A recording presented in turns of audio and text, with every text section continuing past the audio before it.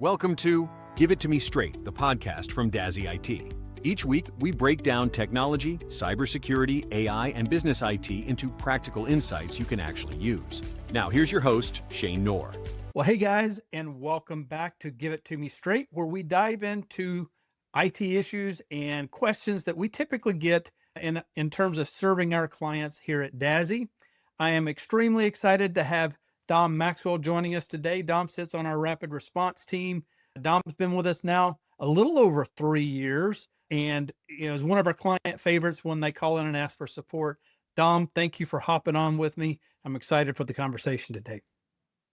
Shane, thank you for having me. I have been seeing some of the podcasts with some of my coworkers on there, and I'm excited I got a chance to hop on and be a part of it. Absolutely. Dom, I thought today we would dive into the subject of email forwarding. So this is something I think we see from a variety of our clients. And while the intentions typically are good, there are some risks that, in terms of a best practices, we recommend disabling forwarding of email as a general practice, even at the tenant level, so that no one can do that. If you don't mind, Don, kind of dive into why that is, what we see when it comes to email forwarding, and why we recommend that that's not something that's a general policy. Yeah. So typically, email forwarding it is the primary method of getting communications outside of channel. So if there were a threat actor involved and they wanted to say have a whole list of correspondence with other emails, or they're trying to exfiltrate information or data, getting that outside of the original mailbox and into one of their own choosing would be like the first step to take. And that's key, because everyone's kind of familiar, or at least somewhat worried about ransomware.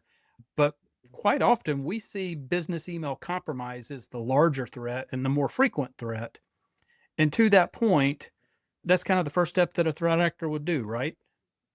Yep. And like you said, with business email compromise being more prevalent, it is, again, probably the primary method being employed that I see more often than not on the desk right now.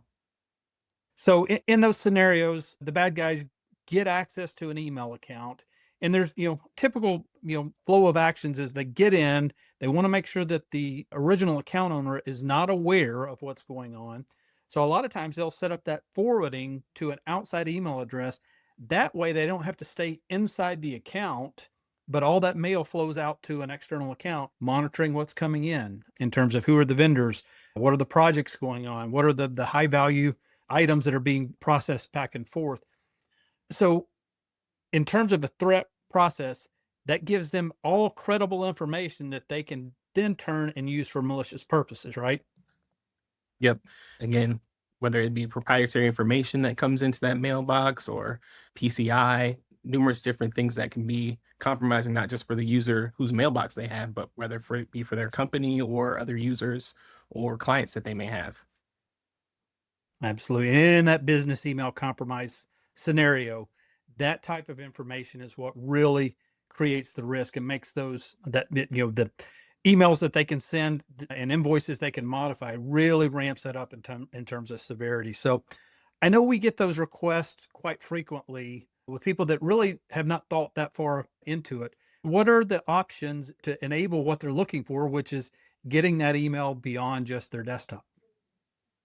I think primarily what we push to do, and it remains within best practices, is use those official applications that are tied to those email addresses. So whether it's a Microsoft tenant, we're using Microsoft 365 mobile, or if it's a Google Suite, you use a Google Enterprise account.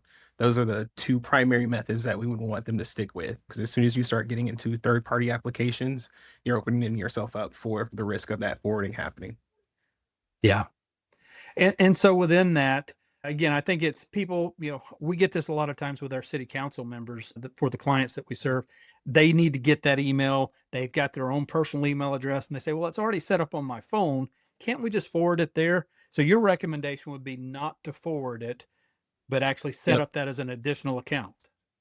Completely set up as an additional account. I mean, and another acceptable solution, or it's more secure than it being in a third-party mailbox, but still less secure than using those official apps, would be the web portal access for those applications. A lot of those accounts are still going to be behind multi-factor authentication, in which case they're protected in that manner. So that's something that we can enable and go down that route. But That's only if in a situation where they can't use a Microsoft 365 application, Outlook on their mobile phone, or even Chromebooks. We see a lot of Chromebook users, and in that case, it has to be the web browser because it's not a native Chromebook application at this time. Got it. Makes sense. As organizational leaders, I know, we've gotten this question before. Now that we understand the risk of this, how do we keep our, employees or team members from doing that as a whole? So you can employ that across the entire tenant for whichever, like if it's a city, you can apply it across the whole city tenant to where mail forwarding is not a rule that's able to be set up. We also use a security tool set here at DASI, where if a mail forwarding rule is employed, we will get a notification. There are those rare situations where somebody has set up a mail rule purposefully because they're doing some sort of testing or they need to try something to see maybe it's enabling a specific Microsoft application that'll require it. Even in that case, we still get that notification that, hey, this got set up. And then we can reach out to the user and say, was this intentional or was it not? No, that's great. And you hit on a key point there that I think is crucial. We get notification of that because, again, going back to what happens in a real life threat scenario, that's one of the first thing that a threat actor will do is get in, try to turn on that forwarding. So for our clients, you guys have an alerting system set up that you guys know immediately, right? We know immediately. And then even before that, if it is a situation where a threat actor has gained access to the account, we're going to get a notification on that front too. So it's two ways. We'll get the notification that their account has been signed into and it's not necessarily the user in question, but then also, hey, you need to look at the mail forwarding rules because this was also set up before their account was resecured. Got it. Well, this makes a lot of sense. And I know some of our clients, like I say, they approach it from a, purely, intentional perspective on this, that they're not trying to do anything outside the normal bounds. So I guess the best thing that I can recommend for clients or others is have that communication with you all. If you've got specific needs to be able to get email outside of the normal bounds, reach out. We'll be happy to discuss that and give solutions and recommendations. For you guys specifically, are there any other thoughts that you have around making sure that you have complete control over that, making sure that we're locking that down as tight as possible? Yeah. Emails being the primary form of communication for internal and external use.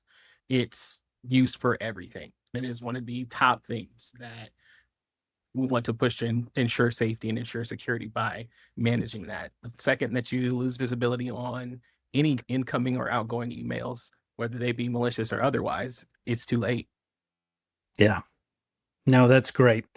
I appreciate the fact that you guys have put in all the work to help establish those policies. I really appreciate the fact that you're watching over our client base and know immediately of when those things go on, and you guys take decisive action to keep them secure. Dom, I very much enjoyed the conversation. I appreciate you taking the time with me today. I look forward to having you on again and talking about the next topic. Of course, thank you for having me, and I'm glad that I got to be a part of this, and I'm excited to be part of more episodes going forward. Awesome. Thanks, Dom.